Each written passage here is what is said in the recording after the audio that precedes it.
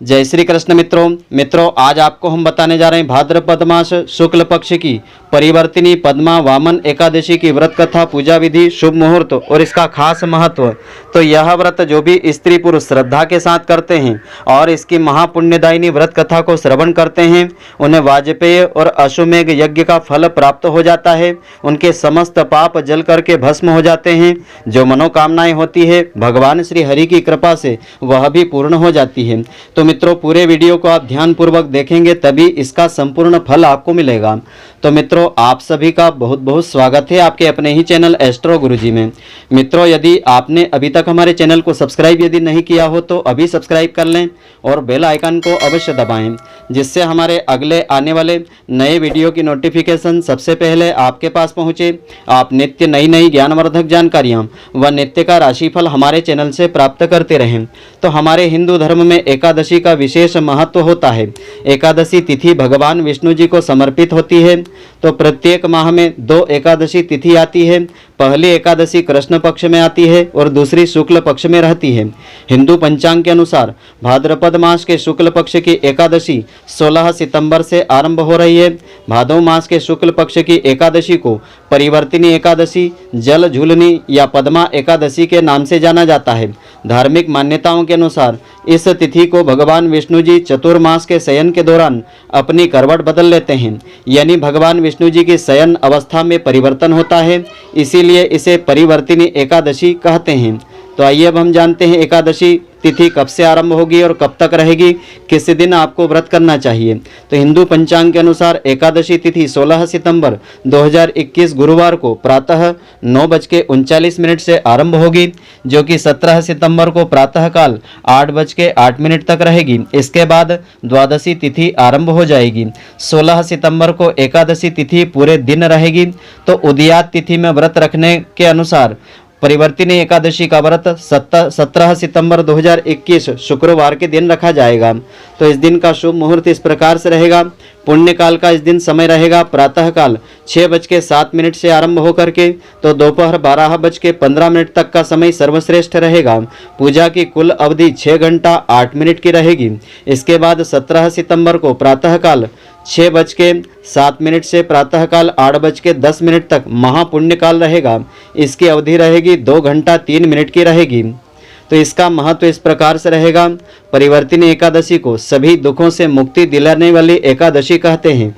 इस दिन जो भी व्यक्ति व्रत करता है उसे वाजपेय और अश्वमेघ यज्ञ का फल मिल जाता है और सभी पापों का नाश होता है। तो इस दिन भगवान श्री कृष्ण जी के बाल स्वरूप का जलवाह पूजन किया जाता है, इसीलिए इस एकादशी को ढोल ग्यारस भी कहते हैं। पौराणिक मान्यताओं के अनुसार इस दिन राजा बलि से भगवान विष्णु जी ने वामन रूप में उनका सब कुछ दान में मांग लिया था। उसकी भक्ति से प्रसन्न होकर के अपनी प्रतिमा भगवान विष्णु जी ने सौंप दी थी, इसी वजह से इसे वामन ग्यारस भी कहते हैं। तो एकादशी की पूजन सामग्री इसमें इस प्रकार से रहेगी। भगवान विष्णु जी की मूर्ति या प्रतिमा आपको रखना चाहिए। पुष्प, नारियल, सुपाली, फल, लौंग, धूप, दीप, शुद्ध घी, पंचामृत, भोग, तुलसी दल और चंदन पूजन की सामग्री में आपको रखना चाहिए। तुलसी दल आपको पूजन की सामग्री में अवश्य रखना चाहिए। तो इस दिन की पूजा विधि इस प्रकार से रहेगी। एकादशी के दिन प्रातःकाल ब्रह्म मुहूर्त में उठकर के स्नान करें और अच्छे स्वच्छ वस्त्र धारण करें और अपने घर के मंदिर में शुद्ध घी का दिया जलावें। भगवान विष्णु जी का गंगा जल से अभिषेक करें। भगवान विष्णु जी को पुष्प, तुलसी दल अर्पित करें। अगर संभव हो तो इस दिन व्रत भी आप अवश्य रखें और भगवान की आरती करें, प्रसाद वितरण करें, भगवान को भोग लगावें। इस बात का विशेष ध्यान रखें कि भगवान को सिर्फ सात्विक वस्तुओं का ही भोग आपको लगाना चाहिए। भगवान विष्णु जी के भोग में तुलसी दल जरूर सम्मिलित करें। ऐसा माना जाता है कि बिना तुलसी के भगवान विष्णु जी भोग ग्रहण नहीं करते हैं। तो इस पावन दिन पर भगवान विष्णु जी के साथ ही माता लक्ष्मी जी की भी साथ में आप पूजा अवश्य करें। इस दिन भगवान का अधिक से अधिक ध्यान करें। विष्णु सहस्त्र नाम का पाठ करें अथवा श्रवण करें या ओम नमो भगवते वासुदेवाय या श्री कृष्ण शरणम मम, इन नाम मंत्रों का अधिक से अधिक जाप करें तो इस व्रत का आपको अनंत गुना फल प्राप्त होगा। तो इस दिन की महापुण्यदायिनी व्रत कथा इस प्रकार से है। इस व्रत कथा को इस दिन श्रद्धा पूर्वक श्रवण करने से ही इस व्रत का संपूर्ण फल आपको मिलेगा। तो भगवान श्री कृष्ण जी ने कहा कि हे धर्मराज युधिष्ठिर, जो स्त्री पुरुष भादो मास की शुक्ल पक्ष की परिवर्तिनी एकादशी के दिन भगवान विष्णु जी के वामन स्वरूप की पूजा अर्चना वंदना करते हैं वे सर्वत्र वंदनीय हो जाते हैं। कमल नयन श्री विष्णु भगवान का कमल पुष्प से पूजन करने का विशेष महत्व होता है। तो भाद्रपद मास शुक्ल पक्ष की एकादशी को व्रत पूजन और रात्रि जागरण विधि पूर्वक करने वाले त्रिदेव अर्थात ब्रह्मा विष्णु महेश सहित तीनों देवताओं का तीनों लोकों में पूजन का पुण्य फल पा लेते हैं। सभी को इस परिवर्तिनी पद्मा वामन एकादशी का व्रत अवश्य रखना चाहिए, इसका अनंत गुना फल मिल जाता है। तो पौराणिक कथाओं के अनुसार इस एकादशी को शेषनाग की शैया पर लेटे हुए भगवान विष्णु जी 4 मास के शयन के मध्य करवट लेते हैं, इसीलिए यह परिवर्तिनी एकादशी कहलाती है। भगवान श्री कृष्ण जी के वचन सुन करके युधिष्ठिर ने जिज्ञासा प्रकट करते हुए प्रश्न पूछा कि हे मधुसूदन, संपूर्ण सृष्टि का संचालन करने वाले भगवान विष्णु जी किस प्रकार से सोते हैं और करवट लेते हैं? किस तरह राजा बलि को वचन में बांधा और वामन रूप रख करके क्या क्या लीलाएं उन्होंने रची थी? तो हरिशयनी एकादशी के बाद विष्णु भक्त का क्या कर्तव्य होता है, यह सब कृपया विस्तार से बताने की आप कृपा करें। तब भगवान श्री कृष्ण जी ने कहा कि हे युधिष्ठिर, मैं इस वृत्तांत को सुनाता हूँ, तुम ध्यानपूर्वक श्रवण करो। त्रेता युग में राजा बलि नामक एक राक्षस हुआ था। वह परम ज्ञानी वेद सूक्तों से भगवान विष्णु जी का नित्य पूजन अर्चन और नित्य यज्ञ आदि किया करता था, परंतु वह भगवान विष्णु जी की निर्धारित व्यवस्था का विरोध भी करता था। अपनी भक्ति और यज्ञों के प्रभाव से इंद्रलोक पर भी अपना अधिकार करके राजा बलि ने इंद्र आदि सभी देवताओं पर विजय प्राप्त कर ली थी।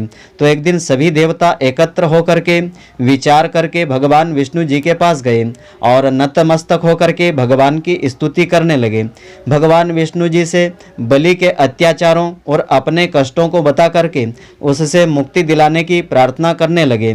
यद्यपि राजा बलि विष्णु भक्त था, तथापि राजा बलि की भक्ति का महत्व उसके अभिमान के कारण घट गया था। देवताओं का कष्ट अनुभव करके भगवान विष्णु जी ने वामन रूप धारण किया था। इसके बाद अपना विशाल रूप दिखा दिया और राजा बलि को जीत लिया था। तो राजा युधिष्ठिर ने प्रश्न पूछा कि हे जनार्दन, भगवान विष्णु जी ने वामन रूप धारण करके उस महाबली दैत्य को किस प्रकार से जीत लिया था? तब आगे श्री कृष्ण भगवान कहते हैं, वामन रूपधारी ब्रह्मचारी बालक के रूप में भगवान विष्णु जी महादानी राजा बलि की राजसभा में गए और 3 पग भूमि की याचना करने लगे, 3 पग भूमि मांगने लगे, अर्थात 3 पग भूमि का दान उन्होंने मांगा। महादानी होने का अभिमान रखने वाले राजा बलि ने इस याचना को तुच्छ समझ करके तुच्छ मान करके 3 पग भूमि का संकल्प उसने ले लिया। तो अपने त्रिविक्रम रूप को बढ़ा करके विष्णु जी ने भूलोक में पव और भूलोक में जंघा, स्वर्गलोक में कमर, महलोक में उदर, जनलोक में हृदय, यमलोक में कंठ, सत्यलोक में मुख कर दिया। मस्तक सबसे ऊपर था। विष्णु जी द्वारा स्थापित इस विशाल रूप को देख करके सूर्य, चंद्रमा, इंद्र आदि देवता देव सूक्तों द्वारा उनकी स्तुति प्रार्थना करने लगे। तब राजा बलि से वामन भगवान ने कहा कि राजन, एक पग से पृथ्वी, दूसरे पग से स्वर्गलोक पूर्ण हो गए हैं।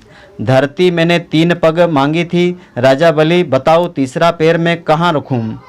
तो बलि जो अच्छे भक्त थे, प्रभु की कृपा पाने के उद्देश्य से शीश झुका करके खड़े हो गए और प्रभु अपना तीसरा पैर यहाँ रखें। यह सुनकर के भगवान ने बलि के मस्तक पर पैर रख दिया। भक्त बलि पाताल को चला गया।